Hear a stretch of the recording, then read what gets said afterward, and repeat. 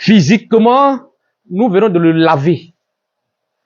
Nous lui avons ôté les vêtements qui ont été salis par tout ce qu'il a subi.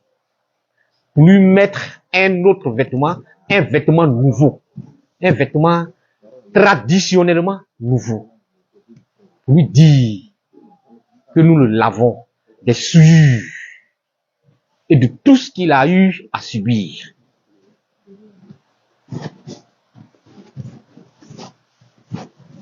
Nous ne pouvons faire autre chose que ça. Si on avait la possibilité de faire autre chose, nous l'aurions fait.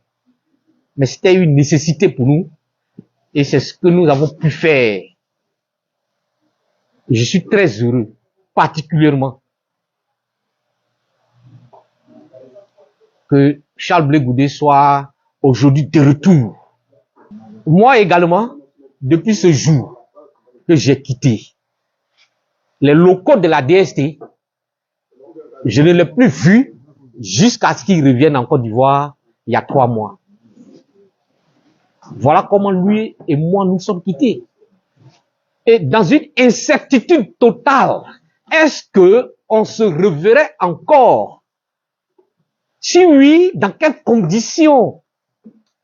Etc., etc.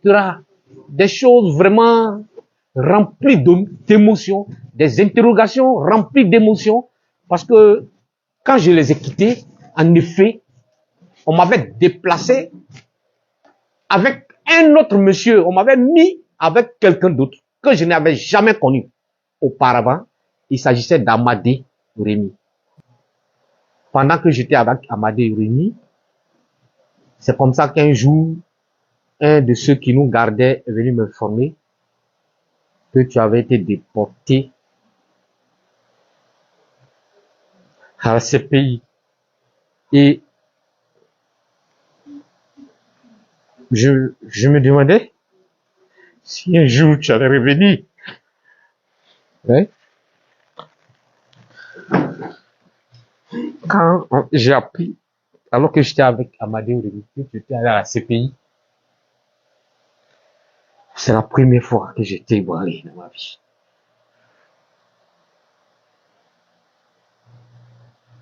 Parce que nous tous, nous connaissons l'histoire de la CPI.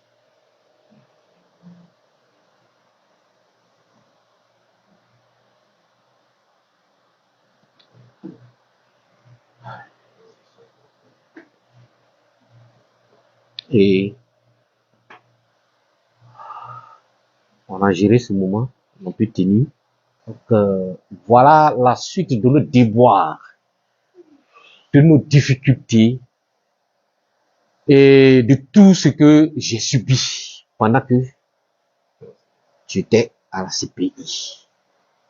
Et c'est plus tard, je crois que c'était 1 mois après le camp pénal, que les gens ont annoncé la libération.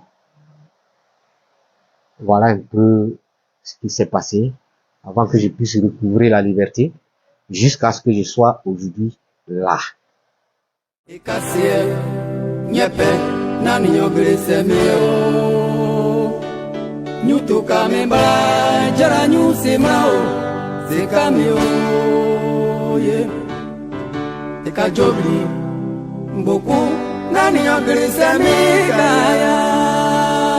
Surtout n'abandonne jamais mon Dieu. Faut être fier des individus purs.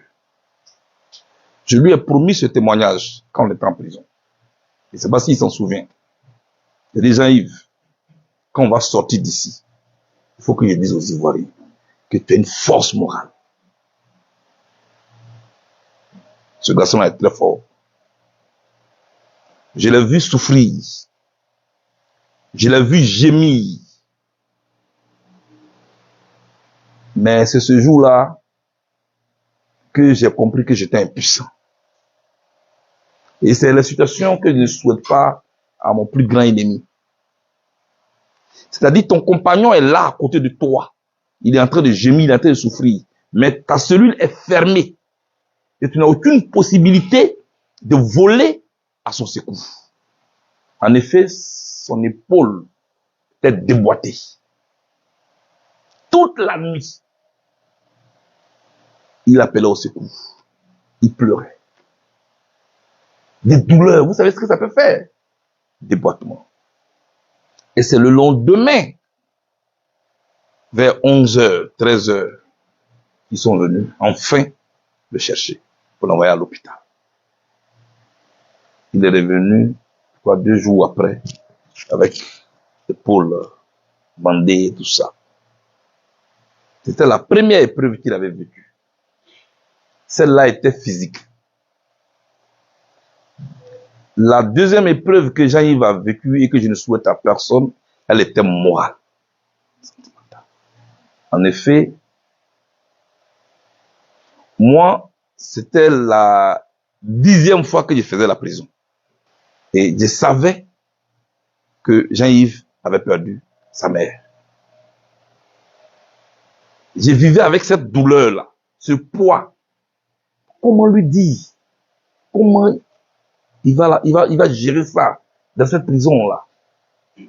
Et puis, un dimanche après-midi, j'ai entendu les cris de Jean-Yves. Il criait de toutes ses forces. Il pleurait. Un policier indiscret venait de lui annoncer le décès de sa mère. C'était difficile. Et je n'ai pas pu tenir. Et j'ai tapé ma porte. J'ai tapé la porte de ma cellule. J'ai tapé à toute tête comme je pouvais. Et ce jour-là, Dieu merci pour nous, le jeune policier qui était de garde a accepté d'ouvrir ma cellule. Et je lui ai demandé, ouvre la cellule du commandant Abbaye, qui était aussi notre voisin. S'il te plaît, on va au moins toucher notre ami, on va...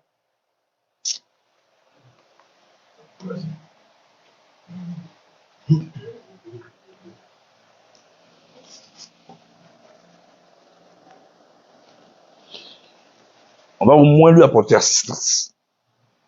Et c'est comme ça que il a ouvert la cellule d'Abbaye. Et puis nous avons finalement pu entrer dans la cellule de Jean-Yves pour l'entourer, pour lui témoigner notre amour, notre soutien. Et c'est Abbaye qui avait fait la prière ce jour-là. Comme ils ont su que il avait su, une semaine après, il a commencé à taper sa cellule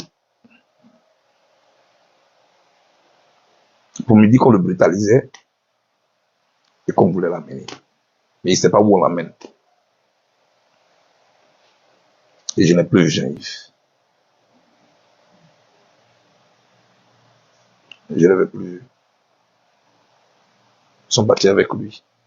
Le retrouver aujourd'hui, c'est vrai, je l'ai souvent vu en public. Il a tenu à être là quand je venais le 26 novembre. Mais le voir aujourd'hui comme ça, assis côte à côte, ça me fait beaucoup de... Ça réveille beaucoup de choses en moi. Et je voudrais vraiment vous demander d'être fiers de lui.